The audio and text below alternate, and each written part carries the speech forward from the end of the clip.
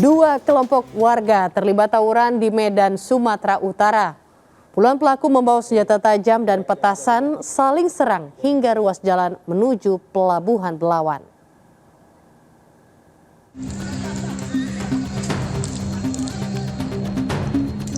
Dua kelompok warga terlibat tawuran di Kecamatan Medan, Belawan, Medan, Sumatera Utara. Kedua kelompok warga Lorong Melati dan Lorong Tigor membawa senjata tajam. Mereka juga sering lempar dengan batu dan petasan. Tawuran meluas ke arah Pelabuhan Belawan 2 mengganggu arus lalu lintas. Kendaraan dari Medan menuju Pelabuhan Belawan tak berani melintas. Sebagian pengguna jalan memilih berputar arah lantaran khawatir menjadi korban salah sasaran. Aksi tawuran kembali pecah setelah seorang remaja terkena anak panah beberapa waktu lalu. Suasana tawuran berawal dari dendam lama kembali memanas karena para pelaku saling ejek. Ajang ini perang, tapi ini lebih parah. Saya balik kampung kemarin ini paling parah, Pak. Harapan Bapak apa? Ya kalau harapan saya tenang lah. Apa yang mau diributi? Iya kan? Nggak ada untungnya, Pak. Kampung kita hancur. Ini antara mana sama mana, Pak?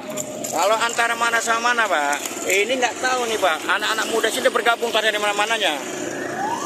Jadi makanya capek juga, kasihan juga Pak polisi-polisi ini semua. Meski tidak menimbulkan korban jiwa, lemparan batu pelaku tawuran mengakibatkan atap rumah warga rusak. Tawuran berakhir setelah polisi datang melakukan pembubaran di lokasi. Dari Medan, Sumatera Utara, Yuda Bahar, iNews melaporkan. Sebuah rumah di kawasan Tuntungan, Medan, Sumatera Utara digerebek Satres Narkoba Polrestabes Medan.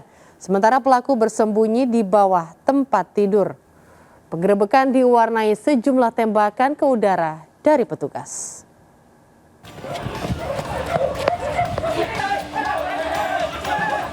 Polisi bergerak menggerebek sebuah rumah yang diduga sebagai tempat transaksi narkoba. Aksi penggerebekan dilakukan setelah aparat menerima laporan dari warga yang resah pada aktivitas di rumah tersebut. Dalam penggerebekan, petugas melepaskan beberapa kali tembakan peringatan karena pelaku berusaha melarikan diri. Namun pelaku yang mencoba kabur berhasil ditangkap bersama barang bukti sejumlah paket sabu siap edar dan pakai. Saat digerebek, seorang pria yang diduga pengedar sempat melarikan diri. Namun saat dilakukan penyisiran, pelaku ternyata tengah bersembunyi di bawah tempat tidur. Dari tangan pelaku, polisi berhasil menyita satu paket besar narkotika jenis sabu yang akan dibuat menjadi puluhan paket kecil. Polisi turut menyita satu paket besar dan beberapa paket kecil narkotika jenis sabu siap edar. Total yang kita amankan saat ini ada 5 orang. Yang salah satunya tadi memang yang memiliki rumah ini, ya target kita sempat bersembunyi di bawah tempat tidur, namun bisa kita temukan. Tempat ini memang sudah dari awal laporan masyarakat bahwa di tempat ini sering terjadi tempat transaksi narkoba dan tempat untuk menggunakan narkoba. Jadi atas informasi tersebut kami dari Polrestabes Medan melakukan pengintaian dan langsung melakukan penggerebekan. Ternyata kita temukan memang ada narkoba di tempat. Polisi kini tengah mengusut pemasok narkoba kepada para pelaku. 5 pelaku yang ditangkap terancam akan dipenjara selama lebih dari 5 tahun karena dijerat dengan Undang-Undang Nomor 35 Tahun 2009 tentang narkotika.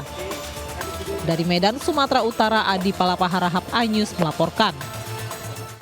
Sebuah rumah kos di Komplek Intisakti Nagoya, Batam dirusak sekelompok orang. Akibatnya sejumlah fasilitas kos rusak parah. Sementara 3 orang terluka akibat penyerangan ini.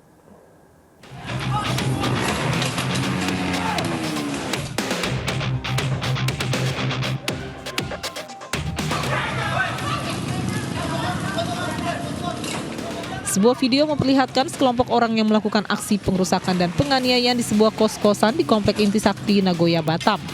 Para pelaku diduga masih berusia remaja. Akibat penyerangan tersebut, 3 orang mengalami luka parah di bagian kepala. Pelaku diperkirakan belasan orang. Hingga kini korban tidak mengetahui pasti penyebab penyerangan. Namun diduga insiden ini dipicu aksi balas dendam. Sekelompok pemuda yang melakukan penganiayaan di daerah Intisakti, Jalan Intisakti Jodoh.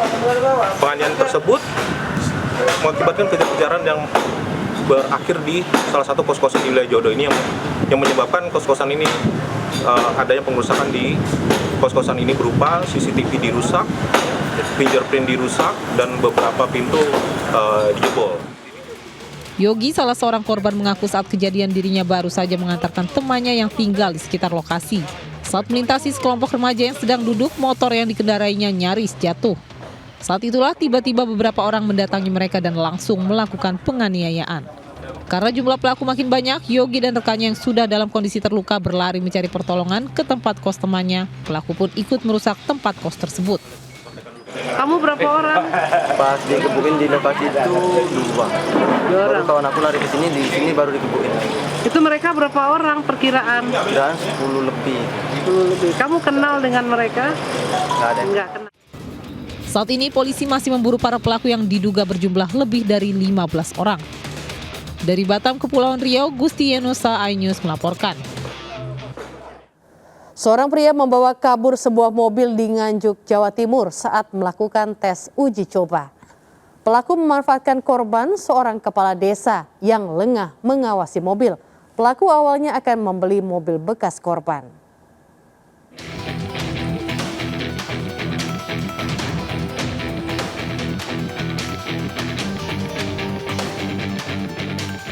Misa, pria asal Jombang, Jawa Timur, ditangkap polisi di Nganjuk karena melakukan penipuan. Pelaku membawa kabur mobil yang dicoba saat akan melakukan pembelian. Pria berusia 20 tahun ini tak bisa berkutik saat polisi telah membuktikan kejahatan yang dilakukan. Pelaku membawa kabur mobil milik Sutio, kepala desa Blitaran, Sukomoro, Nganjuk. Tersangka bersembunyi di Malang, mengakui melakukan penipuan dengan menukar mobil. Melaksanakan test drive di situ. Artinya dia memastikan mobil yang niat awalnya dia ingin membeli itu sudah pas, kemudian kembali ke rumah korban. Nah, di situ rumah korban itu ada sedikit kelengahan dan di situ pelaku memanfaatkan kesempatan itu untuk bawa mobilnya, melarikan mobil tersebut dari rumah korban. Setelah kejadian, pelaku membawa mobil ke sempat berapa hari ya? Sempat 2 hari ya. 2 hari kemudian dia bawa ke Tulung Agung, dijual dengan cara ditukar tambahkan. Jadi dia membeli unit HRV ini dari showroom dengan tambahan dana sekitar 72 juta. Tersangka terancam hukuman 7 tahun penjara. Dari Nganjuk, Jawa Timur, Muhtar Bagus melaporkan. Pelaksanaan penerimaan peserta didik baru atau PPDB tahun 2024 di Kabupaten Pati diwarnai dengan dugaan pemalsuan kartu keluarga atau KK. Sebanyak 18 KK ditemukan tidak sesuai dengan data di Dinas Kependudukan dan Pencatatan Sipil, diduga dipalsukan oleh oknum yang tidak bertanggung jawab.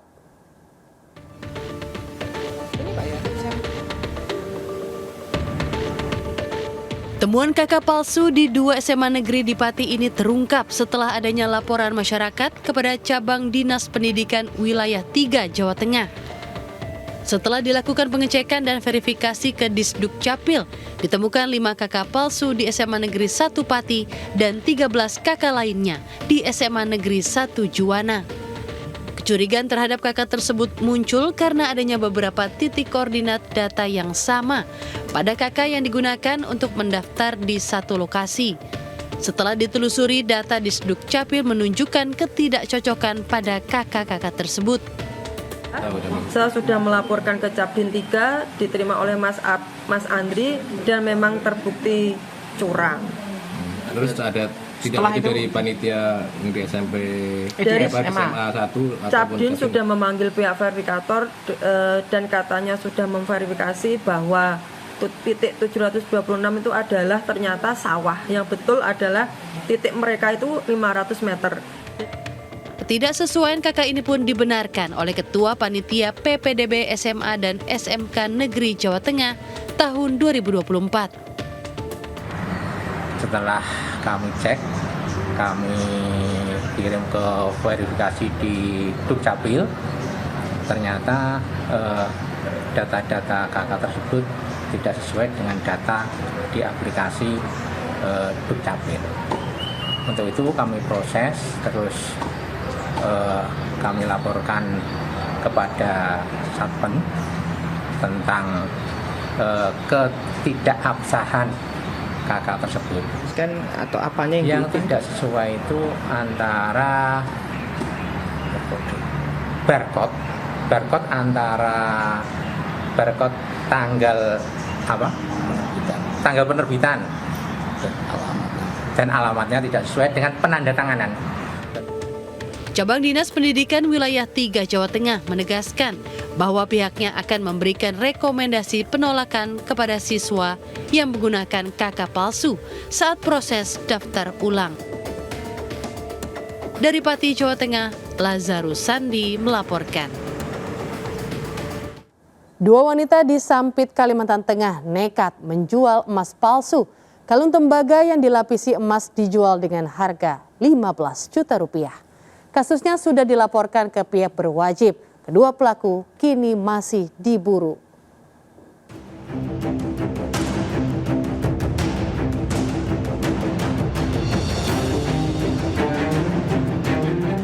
Vika, seorang pedagang emas di pasar PPM Sampit, tidak menyadari jika kalung emas yang dibelinya bukanlah emas murni, melainkan hanya tembaga yang dilapisi emas.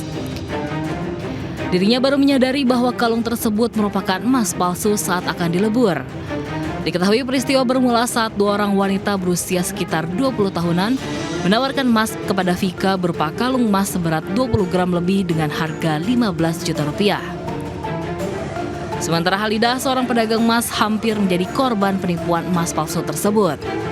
Sebelumnya pelaku sempat menawarkan kalung tersebut dengan menunjukkan kwitansi beralamat toko emas di Pulau Jawa.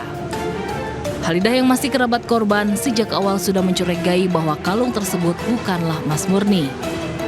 Awal sih lihat dari toknya emas 700 KWT, tapi dari badan-badan rantainya itu kayaknya bukan emas, udah kelihatan agak kasar. Terus ukurannya pun nggak standar dari pabrik, agak panjang sedikit lah gitu nah. Kalau orang bilang di sini kayak sasap, selampit gitu nah. Modelnya tuh kayak gitu, gepeng. Terus agak panjang, agak berat lagi. Ya lumayan kan karena di nota itu kan tulisannya 20 gram. Mungkin saya nggak mau juga nimbang, soalnya udah kelihatan itu kayak nggak emas lah kayak gitu modelnya.